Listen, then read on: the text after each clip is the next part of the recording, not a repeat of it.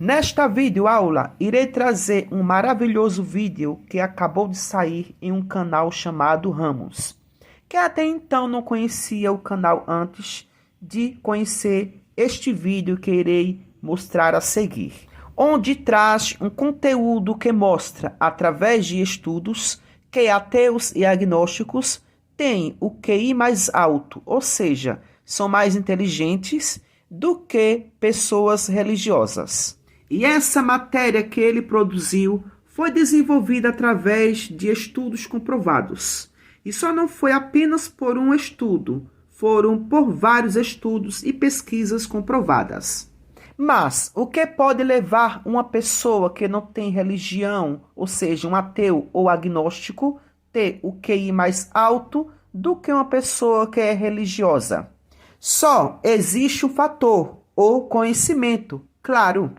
Uma pessoa que vive sempre estudando, que tem um alto nível de conhecimento, ela não deixa se levar e ser enganada pelos os espertalhões, principalmente pelos traficantes da fé, que são os líderes religiosos.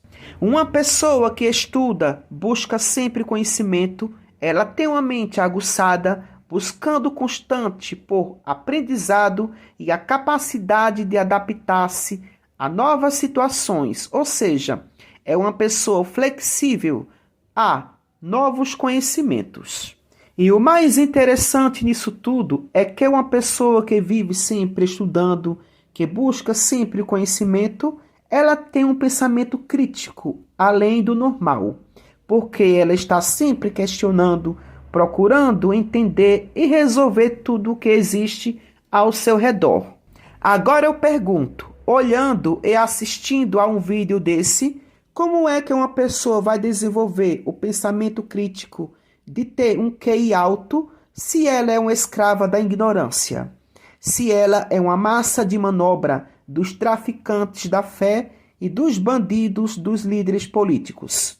E são de pessoas assim que os líderes políticos e os líderes religiosos precisam para se manterem nos confortos, nas luxúrias, nos seus impérios e palácios luxuosos.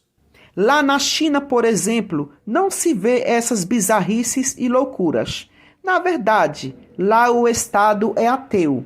Lá não se cria essas bizarrices e essas loucuras. De existir política e partidos, lá na China existe. Mas não existe a religião querer interferir no Estado para roubar e se beneficiar. Lá não se cria essas desgraças, não. Amém. Tua palavra diz, ó Pai, Senhor Deus, que onde eles colocaram Seus pés, as plantas dos pés, vai prosperar, ó Deus. Ó O Deus. Senhor estará com ele. ele terá, ó Pai, Amém, Senhor. essa localidade.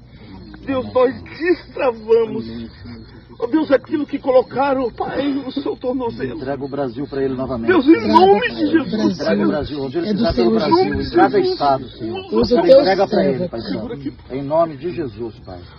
Mas não só lá na China, mas em vários países ateus, como por exemplo, os Países Baixos europeus e os países nórdicos europeus.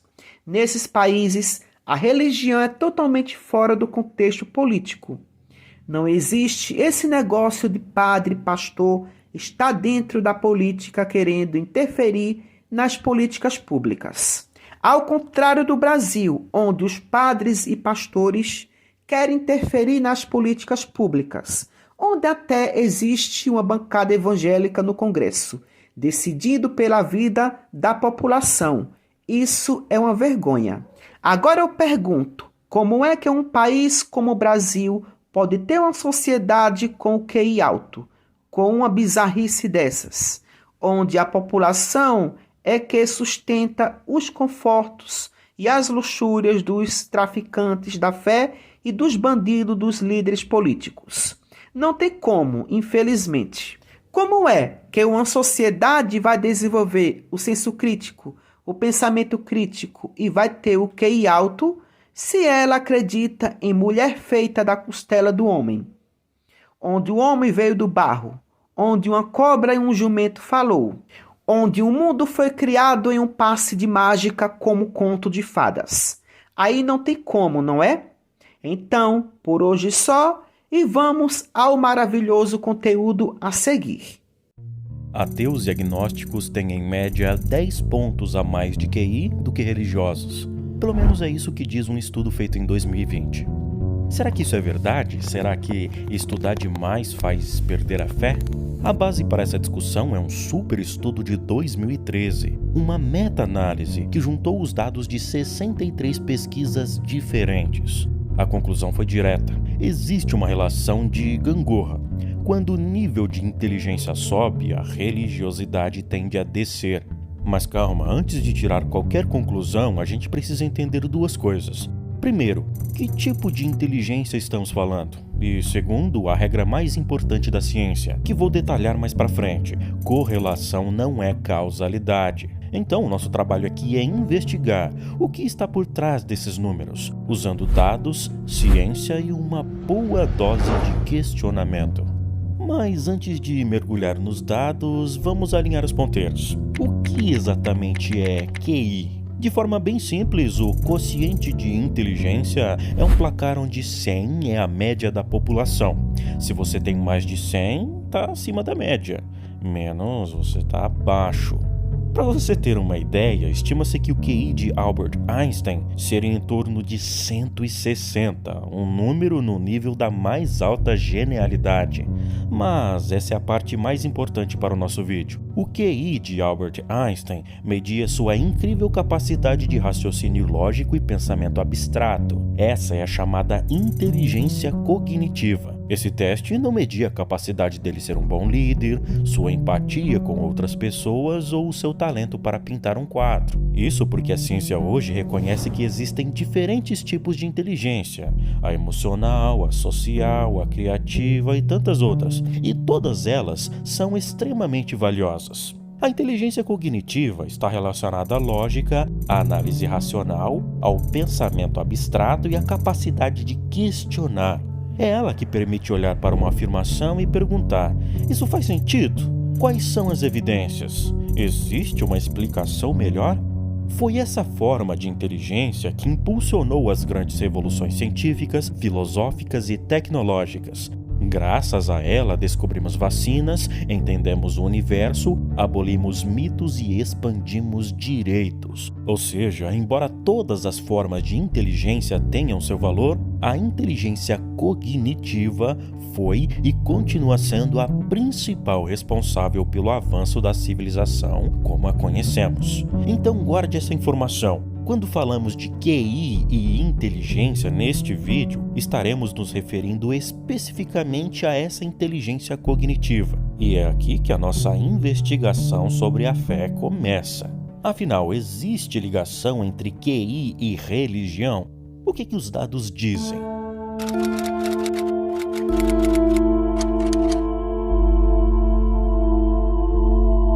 Para a gente entender a ligação entre inteligência e religião, o ponto de partida é um super estudo de 2013, liderado por Myron Zuckerman e sua equipe. E esse não foi um estudo qualquer, foi uma meta-análise. Explicando de forma simples e direta, uma meta-análise reúne e combina estatisticamente os resultados de vários estudos já publicados sobre o mesmo assunto, para chegar a uma conclusão muito mais forte e confiável. Nesse caso, o estudo de Zuckerman incluiu 63 pesquisas diferentes, e a conclusão foi bem direta. Existe uma relação de gangorra entre inteligência e religião, ou seja, estatisticamente, quando o nível de QI sobe, o nível de religiosidade tende a descer. Eles até mediram a força dessa gangorra e deram um número para ela.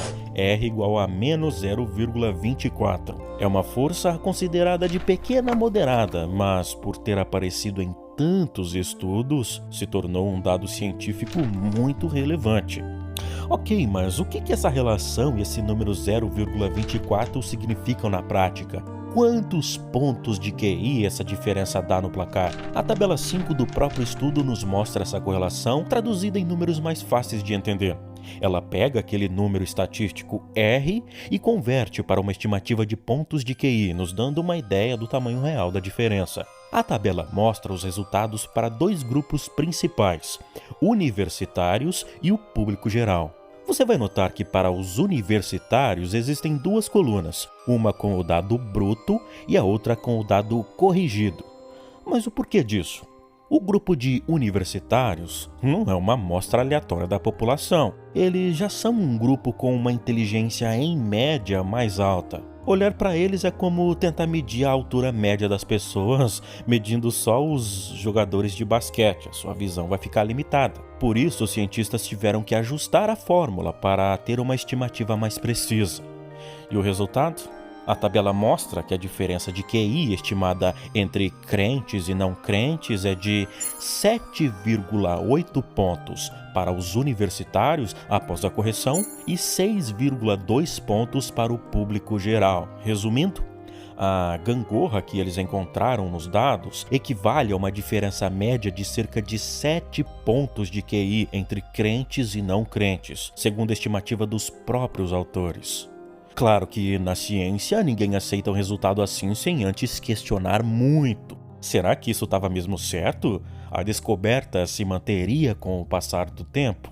Depois que o estudo original de 2013 foi debatido e muito contestado, anos depois a mesma equipe resolveu fazer uma nova meta-análise para reavaliar os dados. Nesse novo estudo de 2019, chamado A Relação Negativa entre Inteligência e Religiosidade, Evidências Novas e Confirmatórias. Eles ampliaram a análise para 83 pesquisas, e o resultado foi um grande sim. A descoberta original se manteve totalmente confirmada. A gangorra entre QI e religião era real e continuava aparecendo nos estudos. Confirmando ainda mais esses resultados, em 2020, um estudo feito por Gary e John colocou os números na mesa. Os pesquisadores mediram o QI de mais de 400 pessoas nos Estados Unidos. E depois de fazer todos os ajustes para a comparação ser mais justa, o resultado foi o seguinte. O grupo de crentes teve uma média de QI de 93 pontos. Já o grupo de céticos, uma média de 103,7 pontos. Uma diferença de quase 11 pontos de QI. Ok, mas esses são os dados que conectam a religiosidade com o QI. Mas para ter certeza que não estávamos olhando apenas para uma peça do quebra-cabeça, eu precisei ir além. Eu passei as últimas semanas mergulhando nas fontes mais respeitadas do mundo sobre esses temas. Consultei arquivos da National Library of Medicine, que é basicamente a maior biblioteca de ciência do planeta, e analisei pesquisas de opinião de instituições de referência como o Pew Research e o Gallup. E é quando a gente cruza esses dados que a tendência fica ainda mais clara e nos leva a que eu apelidei carinhosamente de escada do conhecimento. O que eu fiz foi separar a população em 3 grupos diferentes e analisá-los de forma separada. No primeiro degrau, olhando para todo mundo junto, a diferença é pequena, mas existe. Uma pesquisa do Pew, por exemplo, mostrou o seguinte: entre as pessoas com ensino superior, 31% delas se declararam ateus, agnósticos ou nada em particular. Já entre as pessoas que estudaram somente até o ensino médio ou menos, esse número cai para 27%, o que significa que no público geral, para pessoas que estudaram um pouco mais, o ceticismo se torna um pouco mais comum. É uma diferença pequena, de apenas 4%, mas que bate com os estudos sobre QI, que mostram uma ligação real, mas modesta. Já no segundo degrau, a coisa muda bastante. Quando separamos os cientistas, a diferença dispara. Uma grande pesquisa do Pew de 2009 mostrou que 41% dos cientistas não acreditam nem em Deus, nem mesmo em um espírito universal ou poder superior. Só para comparação, no público geral, esse número era de apenas 4% na época. A diferença pulou de 4 para 37 pontos percentuais. Aqui a divisão já é bem clara e não tem como negar. Agora, no último degrau, o topo da elite científica, a diferença é absurda. Uma pesquisa famosa publicada na revista Nature de 1998 foi investigar a crença dos cientistas top de linha, os membros da Academia Nacional de Ciências dos Estados Unidos. Ela mostrou que 72% deles disseram não acreditar em um Deus pessoal. Agora vamos comparar isso com o resto do país na mesma época. Segundo o Instituto Gallup, somente 6% das pessoas diziam não acreditar em Deus. Resumindo, no primeiro degrau existe uma diferença sutil de apenas 4%. No segundo, um salto para 37%. No último, uma diferença de 66%. Os números mostram que, estatisticamente, quanto mais alto o nível de conhecimento e estudo, mais comum se torna o ceticismo. Um outro estudo feito na França mostrou que, independente do país, as correlações sugerem que quanto mais os indivíduos se identificam com uma religião e quanto mais intensamente a praticam, menos letrados cientificamente eles são. Mas a inteligência crítica e o ceticismo não estão restritos à ciência. Profissões como juízes, advogados, engenheiros, médicos e professores universitários exibem médias de QI entre 120 e 130 e pesquisas indicam que esses profissionais têm taxa de ceticismo muito maiores que a população geral. Ok, então é isso? Caso encerrado? Não, de forma alguma. É aqui que vem a parte mais importante desse vídeo. Se você ouvir só o que eu disser até agora, vai sair com a informação pela metade. Existe uma ressalva crucial que você precisa entender. Correlação não é causalidade. Todos os estudos mostram que as duas coisas estão conectadas, mas não prova que uma causa a outra. Será que a religião diminui o QI? Ou será que pessoas com estilo de pensamento mais analítico são simplesmente menos atraídas pela religião? Ou será que tem um terceiro fator que não foi medido influenciando os dois? A ciência até aqui não responde essa pergunta. Afirmar que uma coisa causa a outra seria um erro. Mas então por que essa correlação existe? Por que o estudo pode afastar a fé?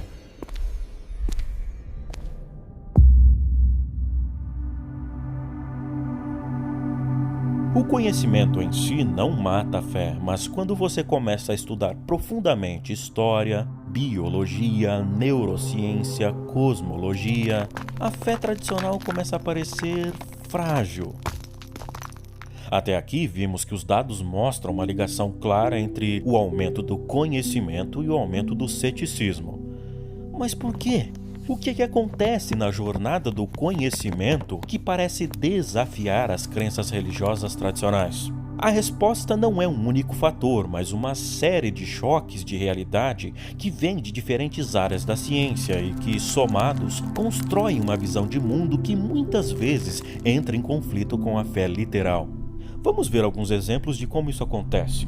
Primeiro, a biologia nos tirou o centro da criação. A teoria da evolução de Darwin, hoje um pilar da ciência, nos mostra que não somos uma criação divina e separada, mas apenas um galho de uma imensa e antiga árvore da vida, conectados a todos os outros seres vivos.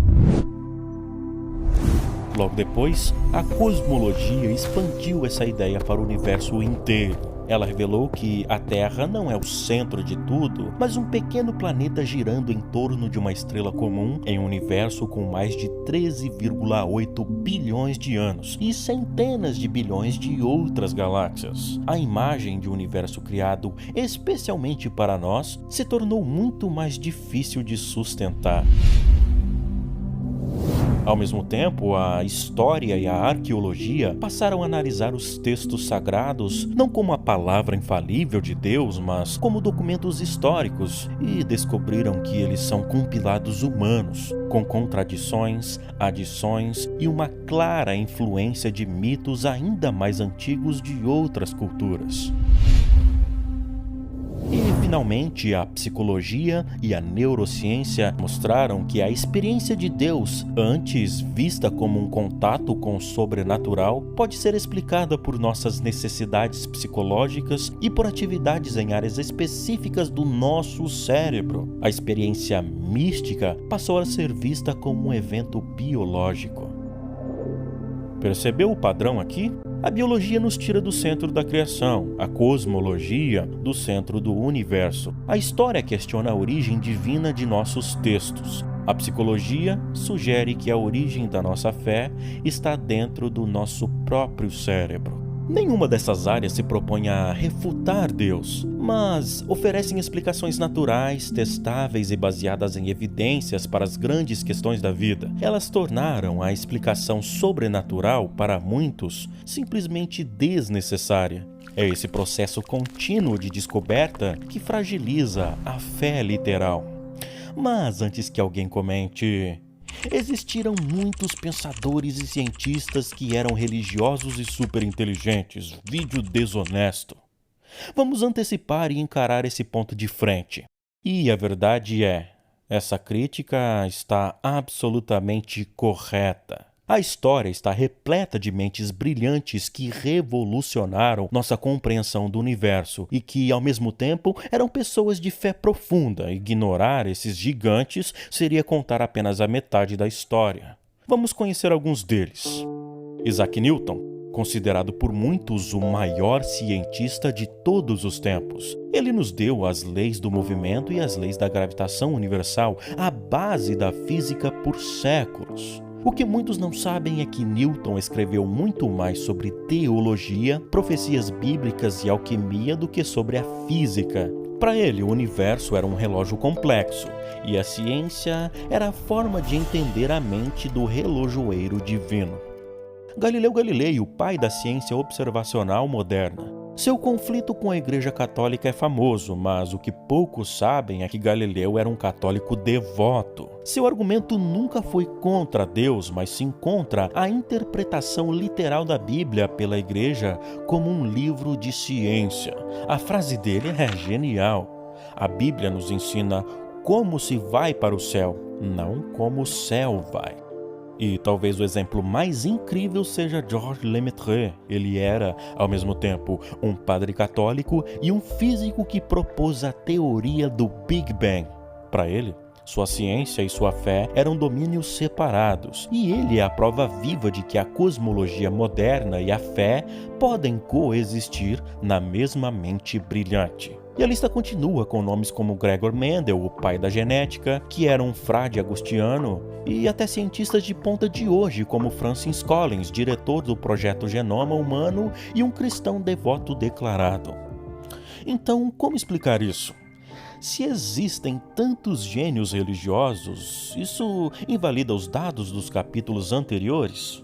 Não, mas nos força a olhar para a questão de uma forma mais inteligente. É preciso ir além da biografia e considerar o contexto histórico em que essas mentes viveram. Newton, Galileu e tantos outros nasceram em uma época em que a religião dominava não só a cultura, mas o próprio imaginário humano. Era praticamente impensável alguém se declarar publicamente como descrente sem sofrer perseguição, censura e até punição. Galileu Galilei, por exemplo, foi condenado à prisão domiciliar perpétua pela Inquisição e forçado a negar publicamente suas próprias descobertas de que a Terra girava em torno do Sol. Seu crime não foi ser contra Deus, mas sim contradizer a interpretação que a Igreja fazia das Escrituras. Nesse ambiente, o ateísmo não era uma opção intelectual viável para a maioria. Foi somente com o avanço do iluminismo, movimento intelectual que começou no século XVIII, que a razão, a liberdade de pensamento e o ceticismo religioso começaram a ganhar espaço de forma mais aberta. O iluminismo questionou a autoridade absoluta da Igreja, promoveu o pensamento científico e incentivou a valorização da experiência empírica como fonte de conhecimento confiável. Então eu levanto um questionamento. Se esses grandes nomes da ciência tivessem nascido hoje, em um mundo pós-iluminista cercado por dados, liberdade de expressão e com acesso às descobertas científicas acumuladas nos últimos séculos, será que eles ainda manteriam a mesma convicção religiosa? Será que Newton continuaria gastando mais tempo com profecias bíblicas do que com física se vivesse em uma sociedade onde religião não é mais sinônimo de verdade? Será que Galileu, livre da ameaça da Inquisição, ainda se identificaria como um católico devoto ou se tornaria um humanista secular? Não temos como responder com certeza, mas a pergunta permanece. O quanto da fé deles vinha da convicção pessoal e o quanto vinha do mundo em que nasceram? Mas e quanto aos grandes pensadores e cientistas modernos que, mesmo nascendo em uma era pós-iluminista, são convictos de suas crenças, como Georges Lemaitre, Gregor Mendel, Francis Collins e tantos outros?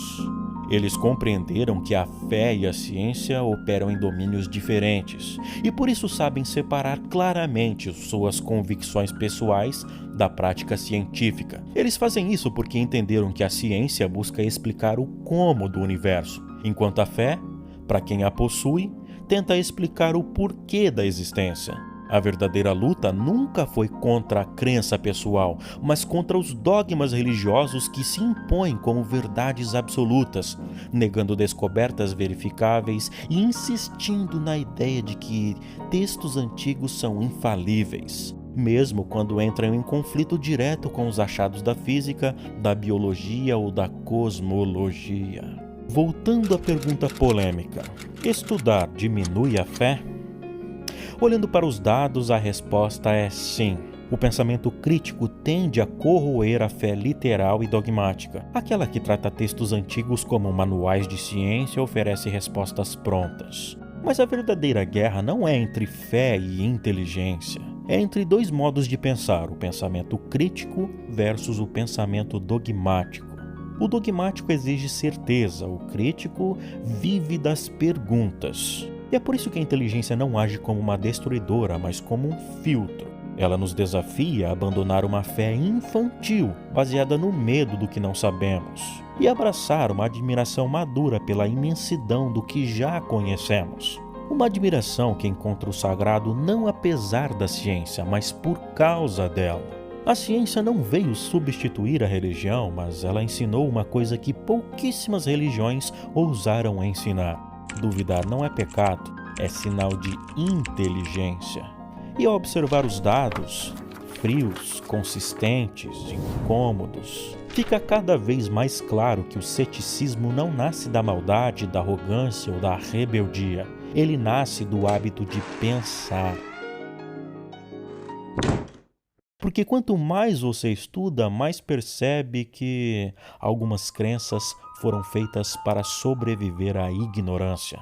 É verdade que nem todo inteligente é cético, mas também parece cada vez mais verdade que quanto mais estudamos, mais céticos nos tornamos.